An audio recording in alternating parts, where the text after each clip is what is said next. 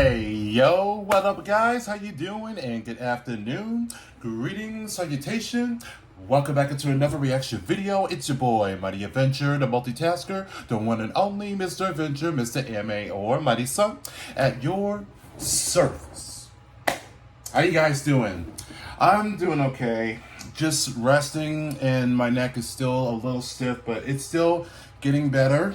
But it has been raining all morning, and it has been pouring down pretty much, but not entirely. But it still sucks out there.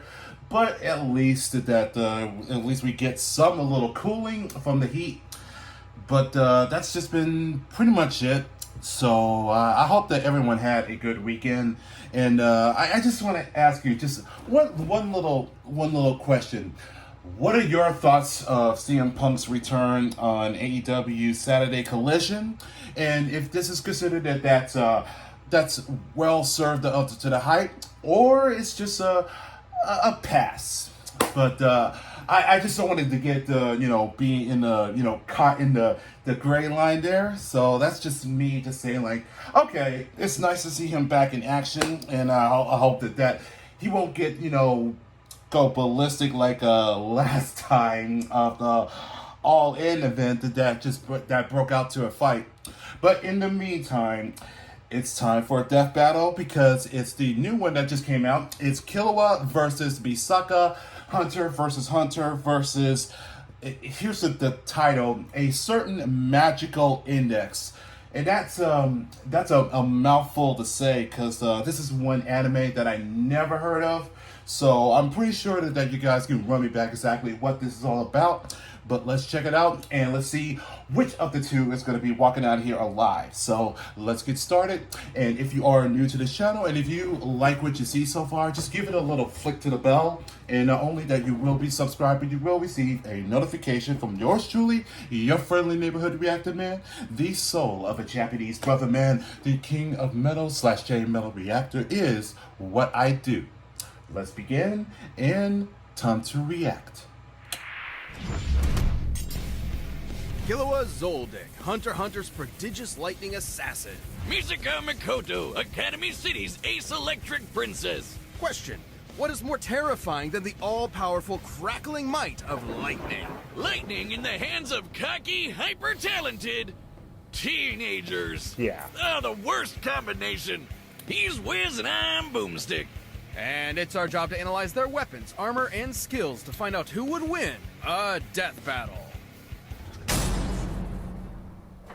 The Zoldicks, a vicious family of assassins known the world over. So infamous for their killing techniques, a single photo of any member sells for millions. You don't want to be the target of their next family outing. But like all families, there's bound to be a rebel. As was the case with the middle child, Killua. They seriously named him Kill? Hardcore. Well, it might be a pun on the term kilowatt, but kill is apt, given he's been trained in past tensing people since he was 3. I'll say, at age 14, he was strong enough to open a 64-ton door. Geez, what kind of workout did his family put him through? Somehow, it gave him 6 skater skills, extendable claws, and rhythm echo, a technique that lets him fool people's senses with just his feet. More accurately, by manipulating the cadence of his footsteps, Killua can create an auditory illusion, capable of tricking even extrasensory abilities. Killua was a heck of a prodigy, but despite being able to effortlessly rip out hearts, his family still thought he wasn't cold-blooded enough. Fed up, he ran away. Not to the circus, but to the Hunter Association, an association of people who hunt stuff. There, he tested himself in the Hunter's exam and inevitably had gone head over heels for his new friend, Gon. Get it? Oh God, Wiz, are you still taking those waste-of-time improv classes? Yes, and I think it's going pretty well. Really? Killua's family didn't like him making friends, so they sat him down and then calmly and politely tortured him mercilessly as punishment. It was only thanks to Gon that Killua finally convinced his old man to let him go out on adventures with his buddies. But this change of heart was no act of compassion. Killua's father saw his freedom as just another step in molding him into a better killer. And in some ways, he was right. Through his adventures, Killua learned Nen, an invisible life force that... Yeah, it's key. It's always key. Actually, this one's a bit more complicated. You see, Nen is utilized through 4 main principles. Ten for containing your aura while defending from physical and mental attacks, Zetsu for relieving fatigue and masking your presence, Ren for bolstering strength and influencing emotions, Yeah, it's pretty standard so far. and Hatsu, the unique way in which one's Nen is expressed. This comes in many forms, but all fall into one of 6 types, which represent how proficient a Nen user is at certain techniques. So, it's an RPG class system? More like a hybrid class system, because most users actually fall somewhere between 2 categories, giving them differing degrees of proficiency. Techniques from these Nen categories can even be further enhanced by adding rules to their use. Oh, then there are the advanced principles, which... Oh god, okay, I get it. But we haven't even talked about Killua's Hatsu yet. Killua is a transmuter enhancer, i.e. he specializes in transmuting his aura into different forms and enhancing the power of himself and others. He uses his aura to... He makes lightning! Yes, in Killua's hand, lightning becomes a deadly weapon that he can fire down as a bolt, channel through his arms, or send through metal objects. Like his super alloy yo-yos. These bad boys weigh up to 50 kilograms. See, that's how you make a pun, Wiz. Packing enough force to shatter trees like I just shattered Wiz's confidence. Add in Killua's lightning, and he can electrify anyone who touches them. And this isn't some magic-y, Papa Jared. smagic-y lightning. His bolts have been identified as the real deal more than once. Meaning, Killua is certainly as fast as actual lightning, especially when he uses it on himself to bust out Godspeed, a form that greatly amplifies his agility and power, letting him Jesus. bypass his synapses to reflexively react to threats. For regular folk, that much voltage would be too much. But thanks to Killua's training, he can shrug off over 1,000,000 volts of electricity. He's also exceptionally crafty.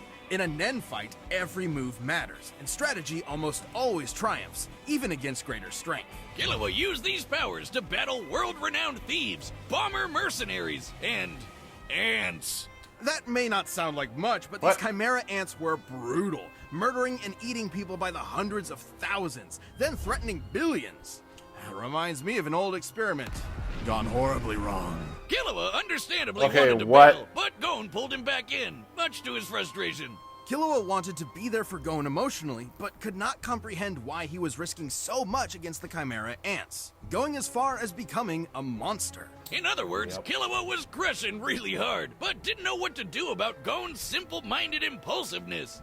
It didn't end well for anyone. It wasn't all doom and gloom, though. Killua held his own against some of the chimera ants' best, surviving this forest-consuming blast from one of their captains. Which, judging by its size, was worth several kilotons. And he later injured a top-ranking royal guard, Yuppie. Sure, he ran for the hills the moment Godspeed wore off, and isn't as strong as the weird horseman, but even just damaging someone who can make a crater like this is nothing to sniff at. But amidst all the fighting, Killua still could not get his family out of his mind. Literally. As in, his brother, Illumi, put a needle in his head, forcing him to be controlled by self-preservation, ensuring he'd always run when victory isn't guaranteed. Wiz, you think you can call CPS for that? Thankfully, after some much-needed self-surgery and self-reflection, Killua removed it, overcoming his mental barrier and ready to risk his life for those he cherishes. Damn. Which he did when he finally got Luca away from their demented family. He even brought Gon back from the brink of his creepy Nen coma. But despite how valuable Gon was as a friend, Killua realized his unhealthy dependence on him. So he decided to travel with and protect Aluka, finally realizing what he wants to do for the rest of his life. Oh god, the tearful romantic parting! Still, if Gon or Aluka ever need help, Killua is sure to come running. Ready to Killua anyone dumb enough to mess with him or those he cares about. Academy City, a sprawling metropolis filled with schools where espers train to master their supernatural abilities. Most of these youngins dream of rivaling the best espers, but only a few are hardworking Okay, and smart enough to do it. Espers. Among them being Tokiwadai Middle School's Level 5 Electro Master, Misaka Mikoto. Level 5? So she's a Pokemon, but an anime girl. Each Esper's power and utility is ranked, with level 5 being the highest they can normally achieve. They're both And of the after same working age. up to that level, Misaka became unstoppable. She can magnetize herself to metal, electrically enhance her physique, sense her surroundings through an electromagnetic radar, and generate billions of volts. In addition, she can make iron sand from disparate particles in the air to form tornadoes, body decoys, or a sword that vibrates at rapid speeds for enhanced cutting power. Nice. Just what an anime girl needs, a chainsaw. Man, if she gets serious, Misaka can even make a friggin' 6 million ton kaiju out of it. With such tremendous power, Misaka put an end to many crimes, earning fear among criminals, admiration among her peers, and lots of personal pride in her abilities. Damn. There was nothing she couldn't overcome. Nothing except the bane of all tsunderes, a frizzy-haired, dumbass anime protagonist. Enter Kamijo Toma, a level 0 nobody who Misaka could not harm, no matter What? how many times she tried. Oh, I hate you, but I secretly love you, and it'll work out in the end. Shut up! He's but low. she'd have more than a dork like Toma to worry about. As amazing as Academy City is, it's more corrupt than New York real estate. Years ago, Misaka gave some shady scientists a sample of her DNA, being promised it'd help cure tons of fatal diseases. Instead, they made tens of thousands of clones of her, sending them all to be Jesus. slaughtered one by one. Specifically against another level 5 and A-tier edgelord named Accelerator. By farming all these clones, they hoped he would finally get enough EXP to become a mythic level 6. Is that seriously all it takes? How does this Esper stuff work? Glad you asked. Espers represent the scientific side of the world, a side I'm so familiar with. All Espers possess an involuntary movement or AIM diffusion field that manifests their power, letting them consciously alter reality. Changing reality with your mind. Isn't that just magic? Au contraire, Boomstick, it's quite scientific. Look at Misaka's signature move, the railgun. Many real-life railguns use a set of parallel conductors to generate Lorentz force. By envisioning imaginary rails between herself and her target, Misaka can create a similar yet greater effect, accelerating the speed and kinetic force of a projectile, usually a coin, into a concussive bullet. Really? It's beautiful. It's science. Wow. How long are you gonna be nerding out over And this? she Let's look at nicknamed one herself thing. as Railgun. Where was I? Oh yeah, thousands of dead clones. Traumatized by the endless slaughter, Misaka felt enormous guilt. You see it all the time with horrific experiments. Sure, buddy. She worked for days to end the clone project, but concluded it would have to end with her sacrifice. But Toma butted in, giving Misaka the support she needed in her darkest hour, while also punching out Albino Magneto with his Esper-proof fist. Misaka had shouldered her Albino burden for so long that Magneto. she forgot how to rely on others. This wake-up call from her newfound crush was exactly what she needed.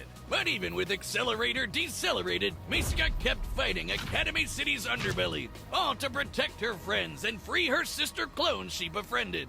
She dealt with a lot of trouble on the way, but had the power to do it. In her battle with a killer cyborg lady, Misaka conjured a city-spanning storm, which, by measuring the size of the cloud relative to the city, would require over 58 kilotons of energy to make. Killua, she's also fought other level 5s, not just Accelerator. She got into a middle school beef with a snobby telepath, fought this explosive weirdo, and dodged particle beams from an unhinged Karen. The electrons of which can accelerate to high relativistic speeds. It's no shock.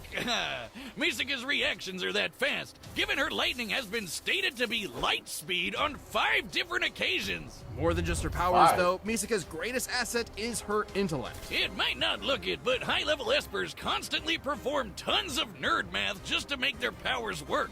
And understanding other powers has been just as vital to Misaka's survival. Take her bout with the magic Valkyrie, Brunhild. Remember when Wiz said espers were the science side of the world? Well, these weirdos are packing the magic. A single mistake from Misaka could have meant death, but she still stalemated Brunhild. Now, Brunhild was still stronger and faster, but it is impressive Misaka was able to harm a saint, who are normally only deployed against foes capable of leveling mountains. One such foe, Hell, froze 100 kilometers of ocean. You'd think this means Misaka can take on all sorts of magical baddies. But alas, the power creep says otherwise. He's actually serious. When you're dealing with crazy magicians and magic gods, even a level 5 Esper struggles to keep up. Misaka valued her abilities so highly that she struggled to maintain her self-esteem when they weren't enough. A shame Misaka cares so much about getting stronger when Toma appreciates her as a person first and foremost. While certainly a flaw, that ever-persistent hard-headedness will also keep Misaka around, no matter the stakes. So watch out, because this pint-sized 14-year-old is quite literally a walking railgun. Indeed. Alright, the combatants are set, and we've run the data through all possibilities. It's time for a death battle!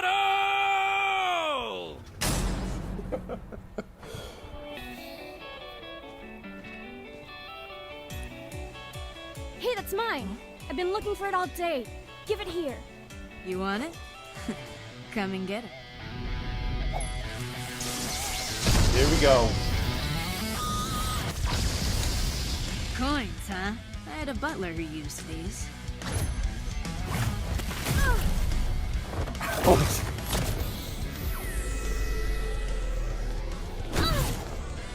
Focus. It's a trick of sound, not sight. Gotcha. Clever. Woo. He's good at hand-to-hand. Better keep my distance. She has stronger lightning. Gotta get in close. No problem.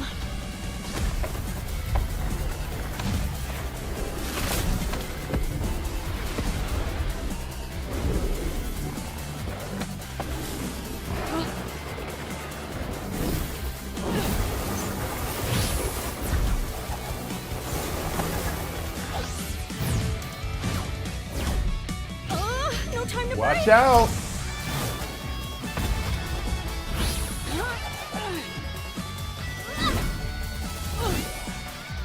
Now's my chance. Godspeed. You don't know when to quit! There we go.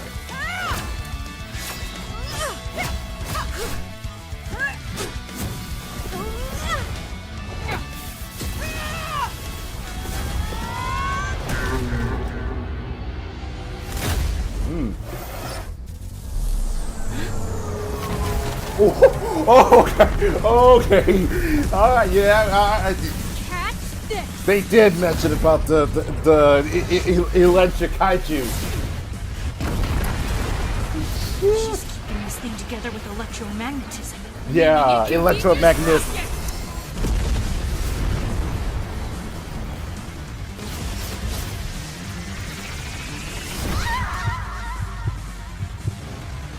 Wait a minute. Gotcha. Distance, 35 meters. Altitude, 45, 40, now.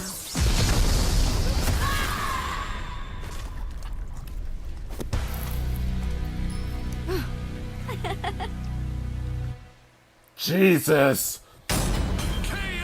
The angle, the electromagnetism, the science. It's... All right, take a breather there, champ. Whew.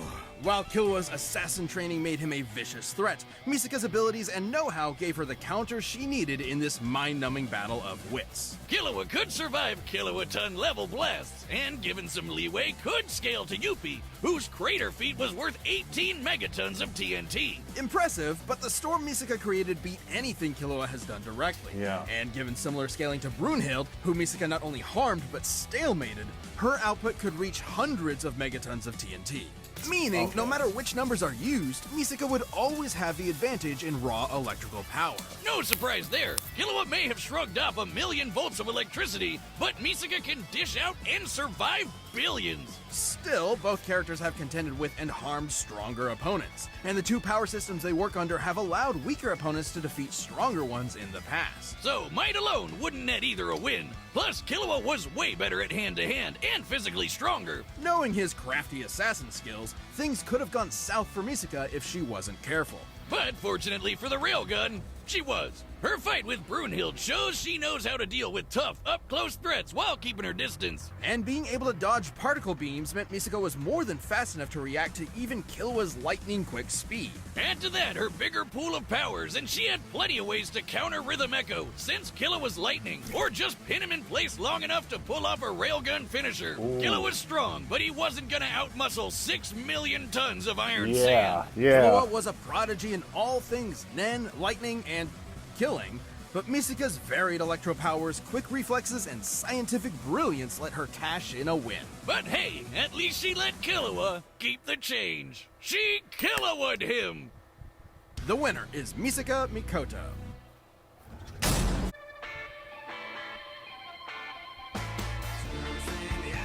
Are you?